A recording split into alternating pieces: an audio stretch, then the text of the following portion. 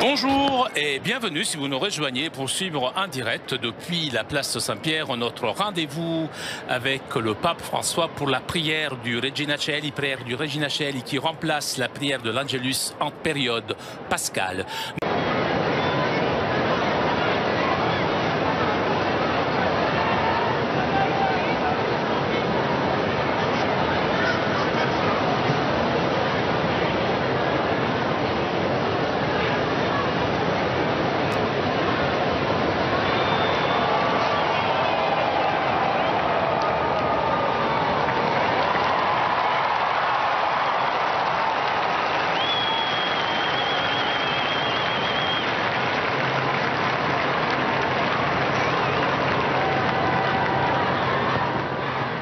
Cari fratelli e sorelle, buongiorno. Chers frères et sœurs, bonjour. Benedicat vos omnipotens Deus, Pater et Filius et Spiritus Sanctus. Amen.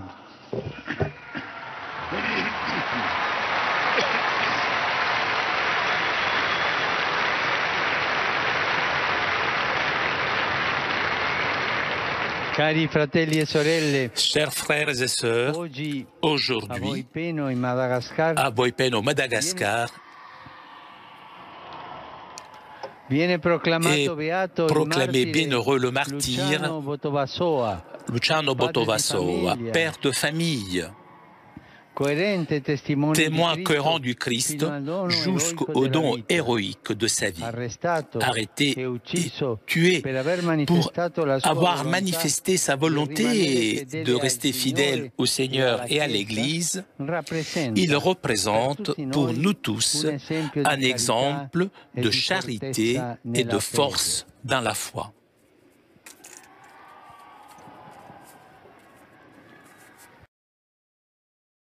Fotoan-dehibe ho an'ny fianakaviam-beny ny katolika tamin'ity androany ity ho antsika eto Madagasikara manontolo ihany koa satria dia natao tamin'ity androany ity tao vohipeno ny fanandratana olo-tsambatra ny Lucien Botovaso, olo-tsambatra malagasy fahatelo izy ary dia tao amin'ny kianja Saint-Benoît Xavier tao vohipeno nanaovana ny lamesa nanandratana any Lucien Botovaso. Ohatra tsara nahitahaka tokoa i Botovaso Lucien ho ny filoha Ratsona Rampianina raha ndresika tamin'ny mpanao gazety Dinakam sy Zafy Rodriguez. Rehefa nahazo ny hevitry ny sampandraraha miandraikitra ny fananganana olo-masina noho ny fahefana apostolika anananay dia ekenay sy ambaranay fa ny mpanompon'Andriamanitra mendrika aja Lucien Botovaso, tersera franciscane, ray mpianakaviana ary martiry izay nampifanaraka ny fiainany tamin'ny any Kristy noho ny bade amin'ny raisina, nijoro vavolombelony hatramin'ny fahafoizan'ny aina, namela heloka ireo mpanenjika azy, dia antsoina hoe olo-tsambatra manomboka izao. Ary azo ankalazaina ny fetiny amin'ireo toerana sy araky ny fitsipika voafaritry ny lalànan'ny Eglizy ny fahafito ambin'ny folo ny volana Aprily amin'ny anaran'ny Ray sy ny Zanaka sy ny Fanahy Masina. Amen. Araky ny dikateny malagasy ny fanambarana avy amin'ny paparay masina iny dia efa azo antsoina olo-tsambatra i Ramsey Botovaso Lucien manomboka eto.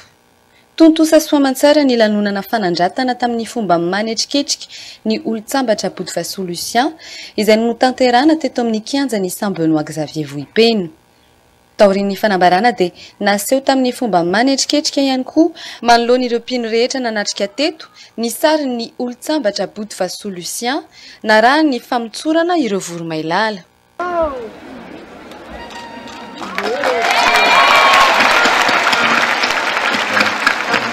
Usulun'ny taolambalin'ny olo-tsambatra Botovaso Lucien dia ireo sony maherin'ny efapolo izay nataony tao amin'ny bokim-piangonana noho ny eken'ny fiangonana katolika usulun'ny taolambalony noho ny razana izay tsy hita popoka tao amin'ny renirano ny maty tanana.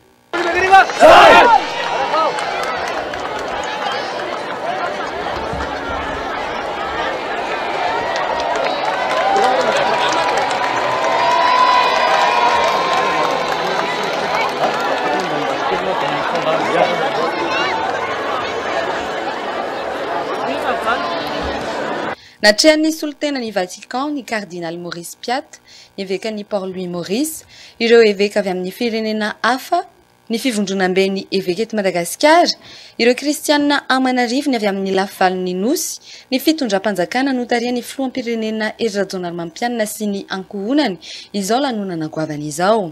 Makasitraka ihany koa Andriamatoa filoham-pirenena Malagasy sy ny mpiaradia aminy zay namaly ny fanasanay ka tonga nanome voninahitra izao fankalazana lehibe izao henin-kaja sy henim-boninahitra tokoa izay Andriamatoa filoha ka dia mirary soa sy fahasalamana ho anao mandrakariva. Misaotra Andriamatoa filoha amin'ny fanampianao tamin'ny fanomanana an'izao fety izao.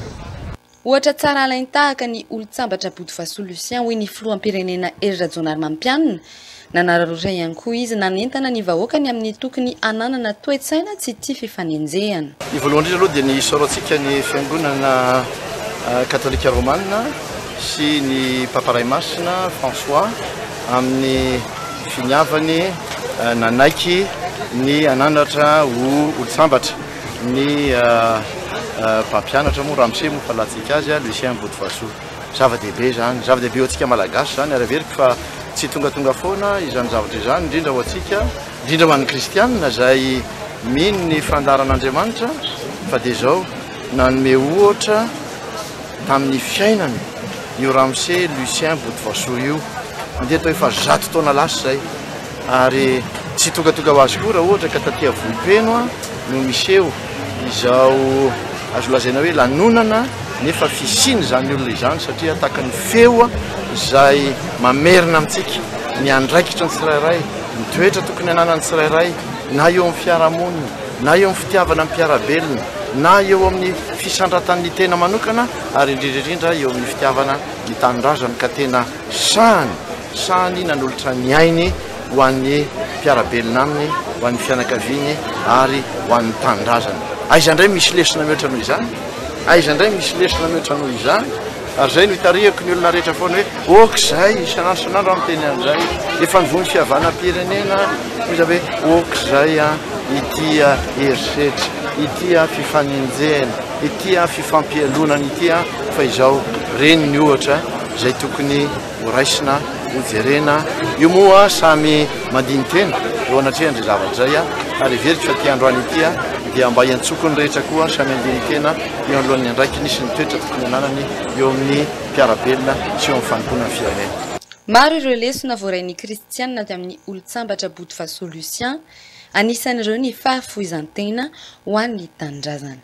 Zavatra azo ampiarina amin'izao aloha araka ny fieritreretako azy dia ny hoe ny fijoroana amin'ny maha-izy, fijoroana amin'ny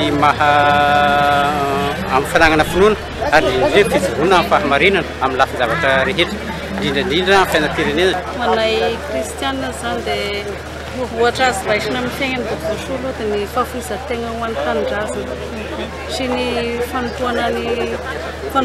fitanana ny finoany ihany koa ma kristianina azy izy zany sy maty-mbola makarena na maty-mbola naitra izy fa matoa ny finoany fanompoana an'Andriamanitra.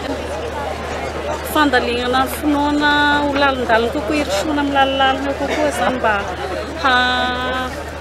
hampivoarana hoe hampisehoana ilay fitiavana tanindrazana sy ny fitiava fanompoana an'Andriamanitra amin'ny fomba sy misy fihasaram-belasika.